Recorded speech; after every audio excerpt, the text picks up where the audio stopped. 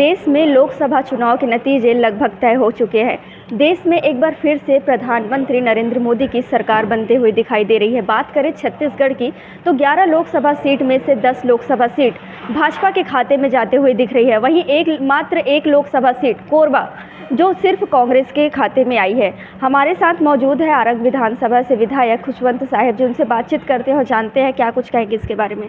छत्तीसगढ़ में 10 लोकसभा सीट जाती हुई दिख रही है भाजपा को, सिर्फ एक लोकसभा सीट जो कांग्रेस के खाते में आई है, क्या कुछ कारण? निश्चित ही जनता पहले ही कांग्रेस को नकार चुकी थी और पूरी जनता को मोदी की गारंटी पे भरोसा है, विष्णुदेव साय जी के सुशासन पे भरोसा है।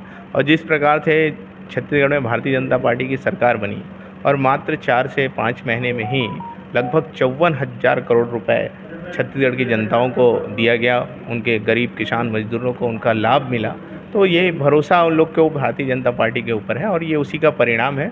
और आगे देखिए, अभी तो 10 में हम आगे हैं और एक सीट है कोरबा जिसमें थोड़ा कम अंतर है, हो सकता है शाम होते तक उसमें भी हम आगे हो जाए। 11 की 11 सीट हम यहाँ से जीत सकते हैं छत्तीसगढ़ से। रायपुर लोकसभा की बात करें तो विधानसभा चुनाव की भांति ही इस बार बृजमोहन अग्रवाल जी लाखों के अंतर से जीतते दिखाई दे रहे हैं, क्या कहेंगे इसके बारे में? निश्चित ही जनता ने पहले ही ठान लिया था कि जैसे विधानसभा में दक्षिण विधानसभा में रिकॉर्ड बनाया था पूरे छत्तीसगढ़ विधानसभा में, उसी प्रकार से अभी प्रयास चल रहा है कि रायपुर में पूरे देश में इस बार रिकॉर्ड बनाना है और ये लगातार जारी है।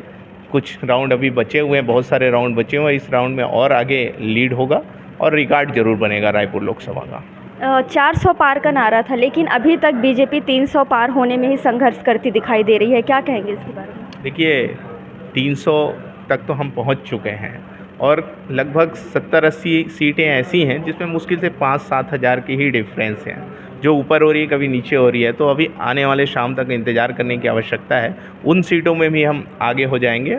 और बहुत सारी और ऐसी कुछ सीटें हैं, लगभग 150 टोटल ऐसी सीटें हैं जो 10-15 हज़ार के अंतर में है, ज़्यादा कुछ का अंतर नहीं है। तो शाम तक शायद वो उसका परिणाम अच्छा हो और भारतीय जनता पार्टी के पक्ष में हो और हो सकता है हम 400 पार हो जाएँ। क्या लगता है, इंडिया गठबंधन कुछ कमाल कर पाई है या फिर क्या कहेंगे? कोई कमाल नहीं है।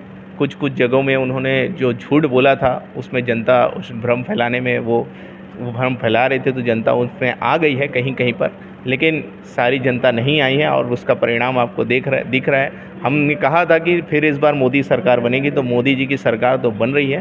भारतीय जनता पार्टी पूर्ण बहुमत के साथ रहेगी और एनडीए निश्चित ही हमारे जो हमारा जितना सीट था उससे ज़्यादा ही हम पाएंगे, कम नहीं। उत्तर प्रदेश को दिल्ली का रास्ता कहा जाता है, लेकिन उत्तर प्रदेश में सबसे ज़्यादा असर हुआ है बीजेपी के खाते में कम और कांग्रेस के खाते में ज़्यादा सीट दिखाई दे रही है।